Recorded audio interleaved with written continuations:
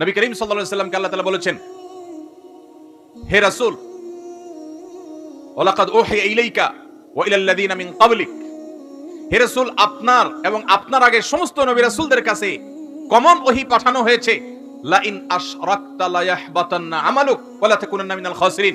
যদি আপনিও শিরকে লিপ্ত হন, নবী তো কখনো শিরকে লিপ্ত হইতে পারবেন না, হবেন না, তিনি তো মাসুম। আল্লাহ তাআলা শুধু বোঝার জন্য বলছে যে যদি শিরকে লিপ্ত হন আপনি, কথার কথা, বা কেউ যদি শিরকে লিপ্ত হয়, লা ইয়াহবাতান্না আমালুক, তাহলে আপনার আমল পর্যন্ত বরবাদ হয়ে যাবে। নবীও যদি নবী শিরকে লিপ্ত হতে পারেন না, যদি শিরকে লিপ্ত হয় তাহলে আল্লাহ রাব্বুল বলেছে আপনার আমলও বরবাদ হয়ে যাবে। যত নামাজ পড়েন, রোজা রাখেন, হজ করেন, উমরা করেন, দান করেন, সাদাকা করেন, ওয়াজ মাহফিল করেন, ওয়াজ মাহফিল শুনেন, কোরআন তেলাওয়াত করেন, সব বরবাদ হয়ে যাবে যদি আপনি শিরকে লিপ্ত হন, এবং আপনি ক্ষতিগ্রস্ত হয়ে যাবেন, আপনার কোনো লাভ হবে না, আখিরাত পুরো বরবাদ হয়ে যাবে যদি শিরিক হয়। এজন্য তাওহীদ ঠিক রাখতে হবে, শিরিক থেকে বেঁচে থাকতে হবে।